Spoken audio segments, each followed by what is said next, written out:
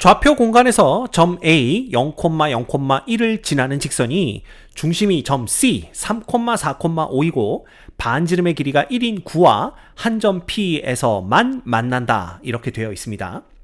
자, 이 상황을 우리가 그림으로 잠깐 나타내 보면요.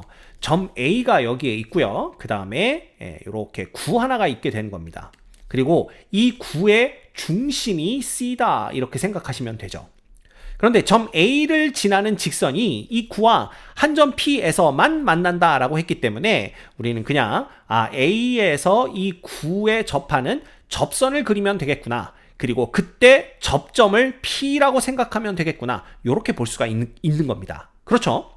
그런데 점 A에서 이 구에 그릴 수 있는 접선이 이거 하나만 있는 건 아니에요. 그래서 그릴 수 있는 모든 접선들을 다 그려보면은 이런 식으로 이제 표현이 될 거고요. 그 접점들을 주르륵 연결하게 되면 이렇게 원 하나가 나오는 걸 볼 수가 있습니다. 이렇게 원 하나가 나오는 거죠.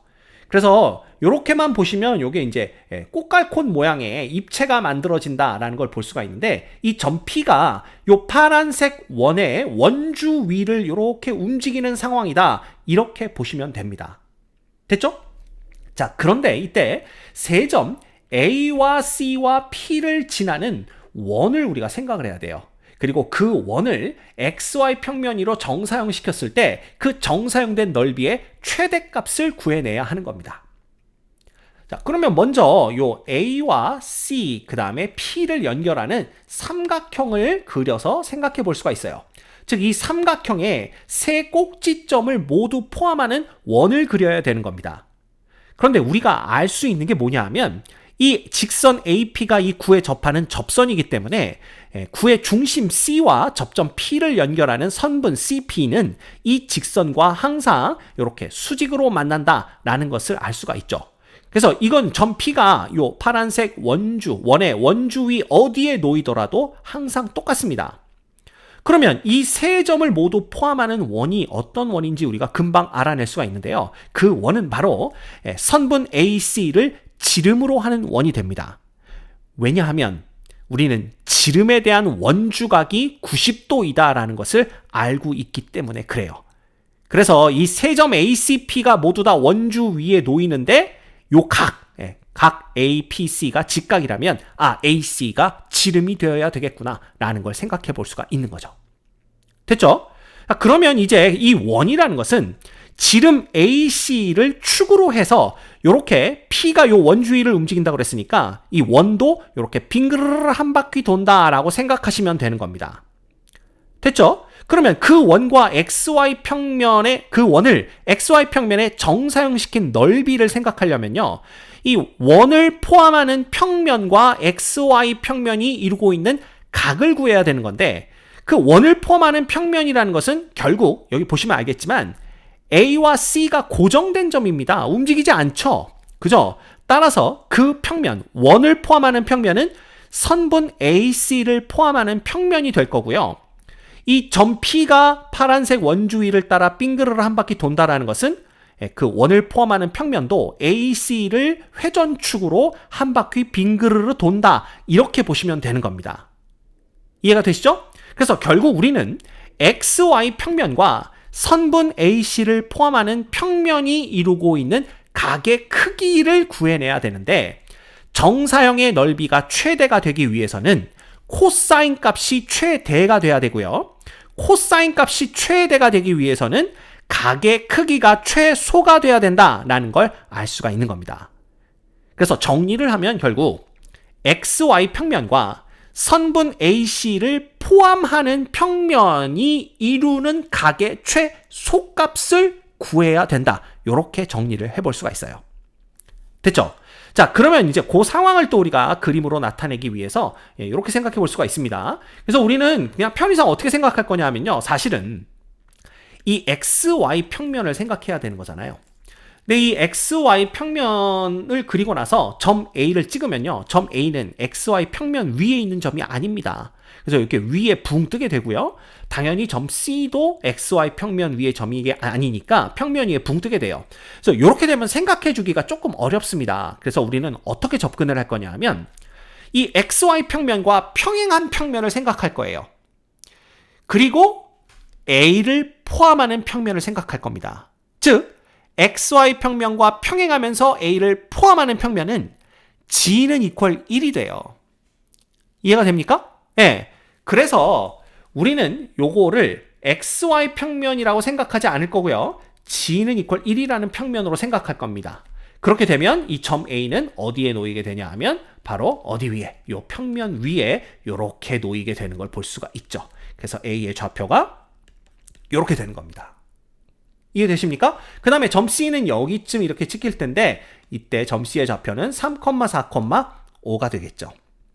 자, 그러면 우리는 요 AC를 포함하는 평면과 사실은 XY 평면이 이루고 있는 각의 크기를 생각해야 되지만 이 G는 equal 1이 XY 평면과 평행하니까 이 AC를 포함하는 평면과 G는 equal 1이 이루고 있는 각으로 생각해도 무방하다라는 걸 알 수가 있습니다.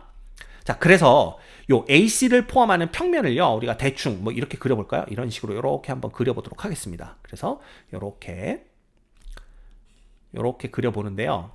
이런 식으로 이렇게 그려보면 이제 우리는 이 평면과 G는 equal 1이 이루고 있는 각의 크기를 구하면 되는 거죠. 이 각의 크기를 구하는 방법을 이미 알고 있습니다. 자, C에서 G는 equal 1 위에 수선의 발을 내리는 거예요. 그래서 이 수선의 발을 D라고 한번 얘기를 해보는 겁니다. 그죠? 그럼 D의 좌표는 3,4,1이 될 거라는 걸 금방 알 수가 있고요. 그 다음에 점 C에서 요 두 평면이 만나서 생기는 요 교선 있죠? 요 교선 위에 요렇게 또다시 수선의 발을 내리는 겁니다. 요렇게. 그래서 요 수선의 발을 우리가 E라고 한번 얘기를 해보죠. 됐죠? 그러면 3수선의 정리에 의해서 요 선분 DE도 요 두 평면의 교선과 이렇게 직각이 된다라는 걸 볼 수가 있습니다. 요렇게. 됐죠? 그때 요 각 있죠? 각 CED, 요 각이 우리가 구하려고 하는 두 평면이 이루고 있는 이면각의 크기가 되겠죠.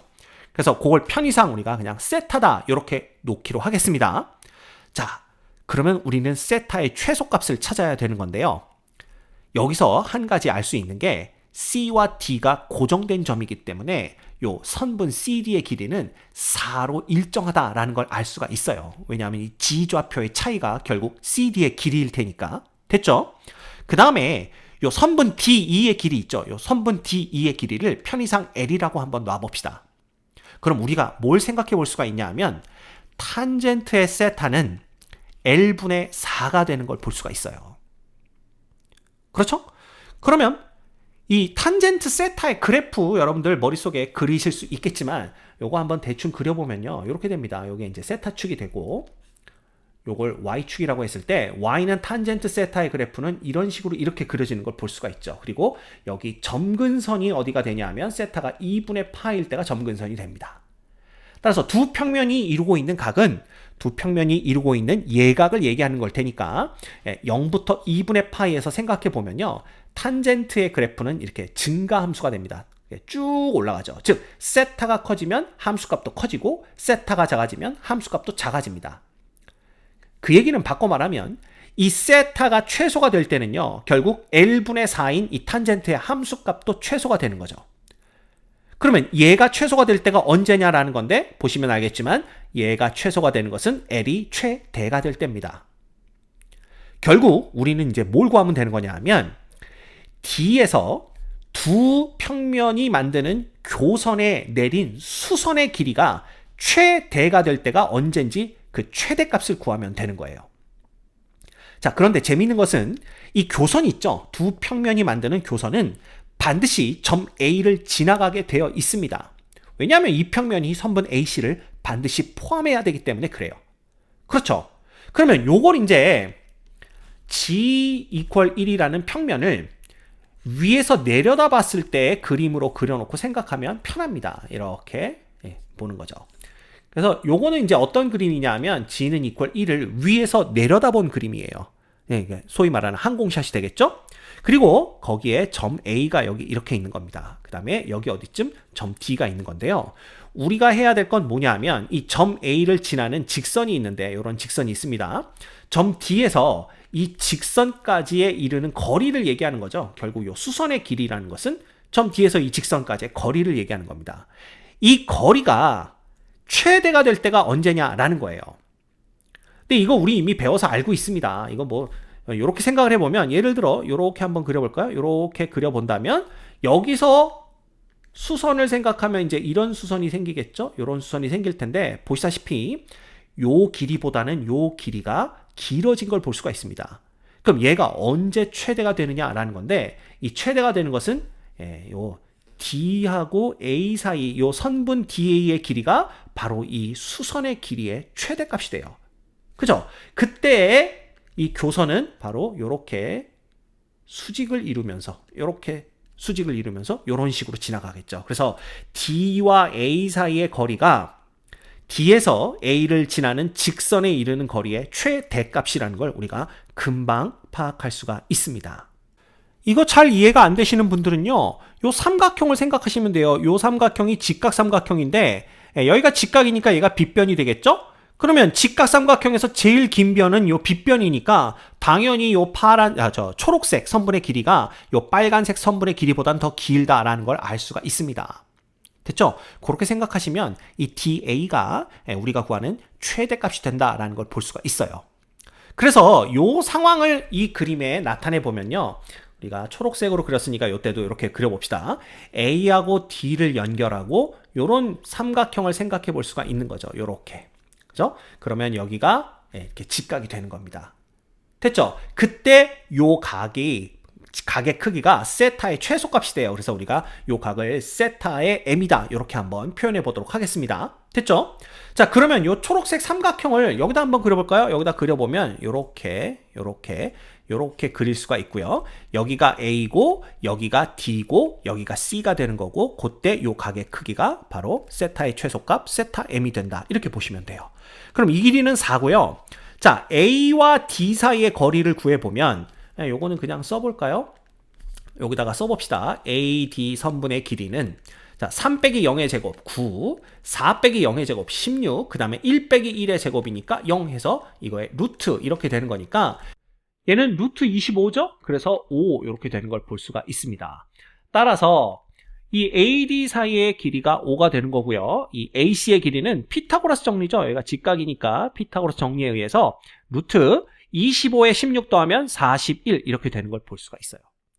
따라서 우리는 세타가 최소가 될 때 코사인 세타 값, 즉 코사인 세타 m은 루트 41분의 5인 것을 볼 수가 있습니다.